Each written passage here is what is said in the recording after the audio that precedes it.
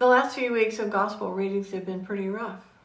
Violence, torture, revenge killings, strong men lashing out, and today some poor guy getting thrown into the outer darkness because he's wearing the wrong outfit to a party to which he was invited.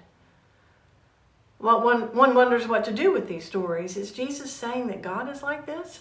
That God is vengeful, petty, violent, ready to blast away at even the hapless? So, as we must, when the going gets rough, we must zoom the lens out and look at the bigger picture and remember the context in which Matthew was written.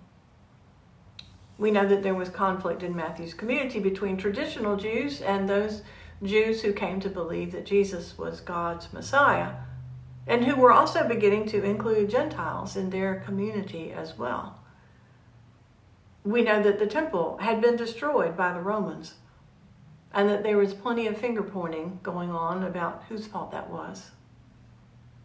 We know too that there are other instances in the scriptures that come into view when folks are under siege, either literally or emotionally.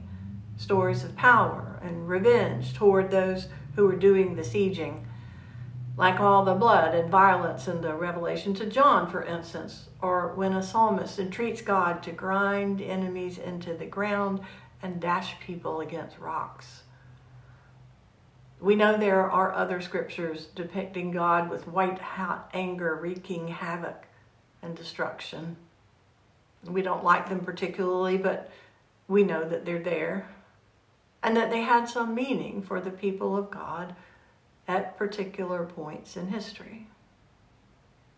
But the bigger picture also includes many other stories about God that help us in other times.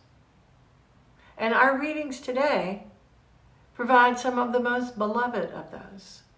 The 23rd Psalm, "The Lord is my shepherd," and the passage from Isaiah, "This is our God for whom we have waited, who will swallow up death and wipe away every tear." These scriptures are among those we commonly read at funerals when we're bereft and sad and trying not to be fearful and needing hope. And so let us turn to these.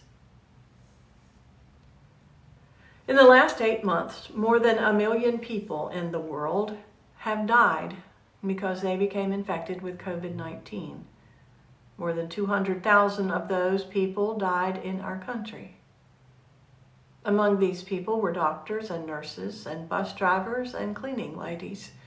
They were grandmothers and grandfathers and aunts and uncles, parents, teens, college students, and even some children. Some were prisoners, and some were pastors. Some were school teachers, and some were military personnel. And while most people who have become infected have not died, some continue to experience lingering symptoms months after they became ill.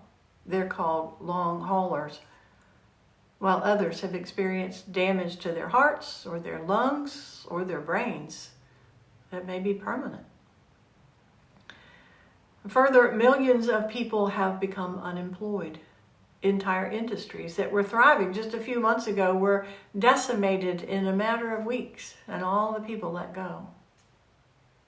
Other people are still employed, but are in danger every day because of this insidious virus that floats through the air. And still others have had to radically alter their lives to deal with working from home, childcare, homeschooling or proctoring, virtual learning, caring for elderly relatives, and for some folks, all of the above, all at one time. All of us know someone personally who has been affected, someone who has lost their job or become ill or who's died or had a friend or a family member die. All of us are having to adjust at the very least, and some radically restructure our lives. For some, it might be mere inconvenience, but for others, this is a time of terror. People are afraid for their lives and their health. The numbers are big. The numbers of cases, the numbers of job loss, the numbers of deaths. And every one of those numbers is a person. So today I look to Isaiah and I recite the 23rd Psalm.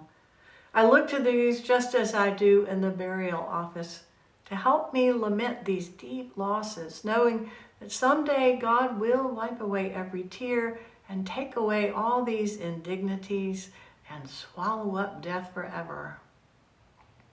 I look to them to help me acknowledge that this time is for so many the valley of the shadow of death.